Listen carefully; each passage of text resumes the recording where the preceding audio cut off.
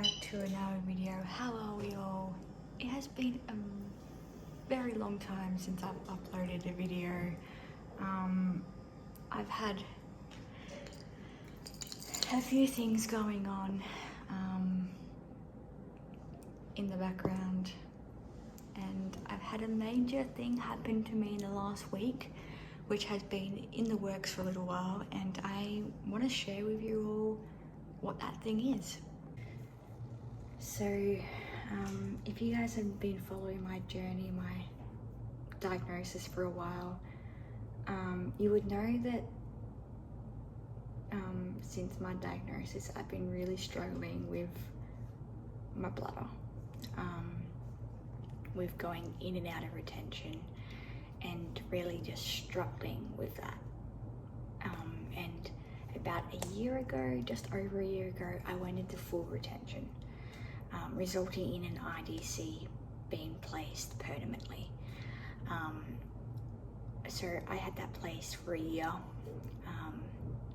until last week, when I finally, after a couple of months of going back and forth with my urologist and my community team, having tests done, having scans, bloods, figuring out what was going on with my bladder, I finally got the clearance to have this surgery.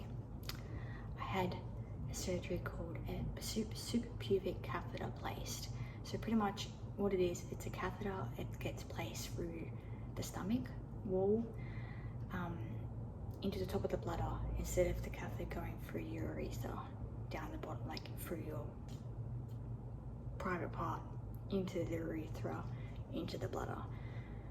A suprapubic catheter goes through your stomach, through a surgical hole, into your stomach, into the bladder. And that is to help reduce infections and give you a better quality of life.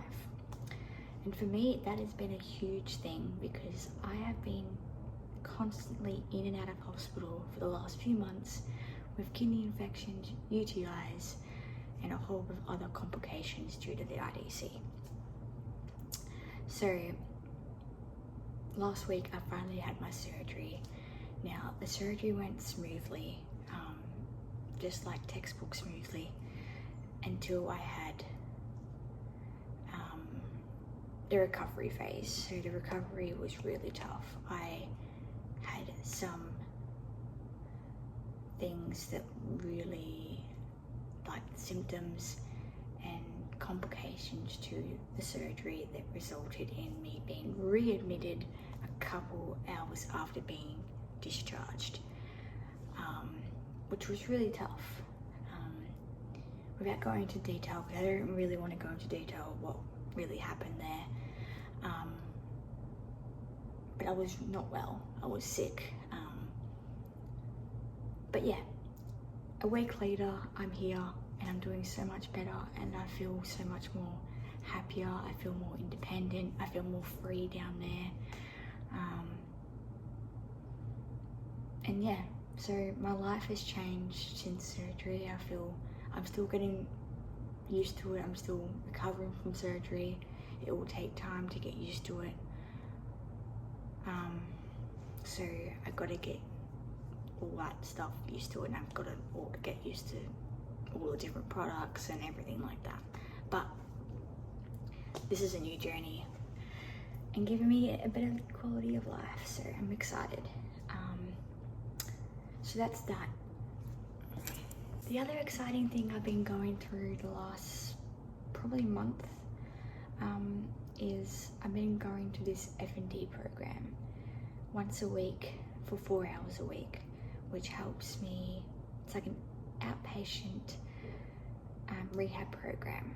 So I see 3 different therapists. They're about to add a 4th therapist into the program, hopefully, if they can fit me in. But it's basically a rehab program. It's based on F&D,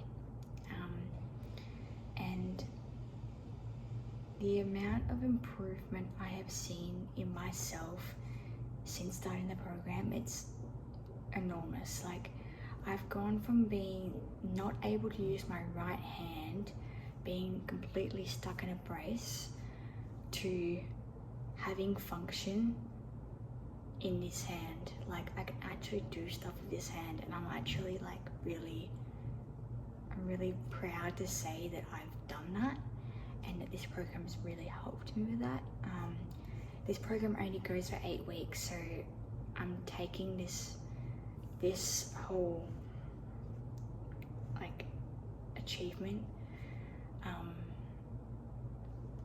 as a good achievement. Like, I'm proud of it, because when I first started the program, I really went into this program not thinking that I was going to achieve much. Like, I honestly went into it thinking, yeah, I'll try, but even they weren't confident that I wasn't going to achieve much.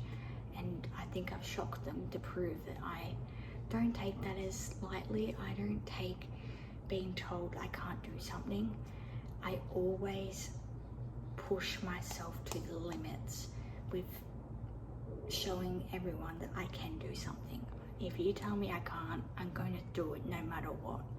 So that's the update with that.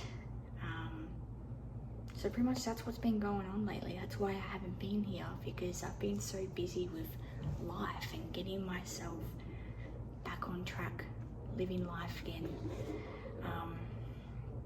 So yeah, anyways, for the rest of this video, I want to show you guys a whole collection, not collection, that's not the way to say it, like a setup of how I set up my medications, my medical supplies, and all that. Well, you kind of already seen my medical supplies set up. Some of it has changed recently due to my surgery and all that, but I haven't shown you my medication setup, so let's do that. So first of all, we come to my kitchen, and you come to these drawers, and we come to this drawer specifically, in this cupboard, and here's my main medication drawer. So first of all, we have my Webster packs. So this is all 3 of my Webster packs. Yes, that's how much medications I'm on. I had to take all 3 of these every day. So this is a week's worth of meds. That's crazy. And then we come to this little tub here, which I can take out, which just has like my pain meds, like my extra pain meds. This is PRN. I have my little pill cup. These are just extra meds that come from my Webster packs from the hospital recently, so I need to take these to the chemist to get packed into my Webster packs. Then these are my creams, got heat cream and eczema cream. And then we got these little containers which just got some meds in it as well, which has got extra meds that I need in case. So like, we got my what's this one? Semoglobin, that's for my stomach. And then we've got my potassium tablets in case I need to add extra potassium to my packs, because I'm always low in potassium. Coloxal again in case I need to add extra Coloxal. And then these are the spare meds in case like I've come from old Webster packs. And then we've got these bottles here, which are my salt tablets because I've got POTS. And then these are 2 different doses of baclofen for my spasms. And then we've got my puffers.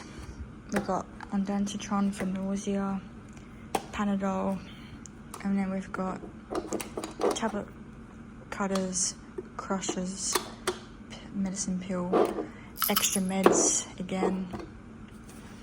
We've got Mobicle, and we've got my little to-go bag when I go out. So that's the main medicine drawer cupboard. Then we come into my bedroom, and we come around here, and I've got this trolley here of other meds. These meds are like PRN type stuff, like stuff that I need, or this extra stock. So we've got like creams, like heat creams. We've got skin creams. Yeah, skin creams, all that. And we come down here, we've got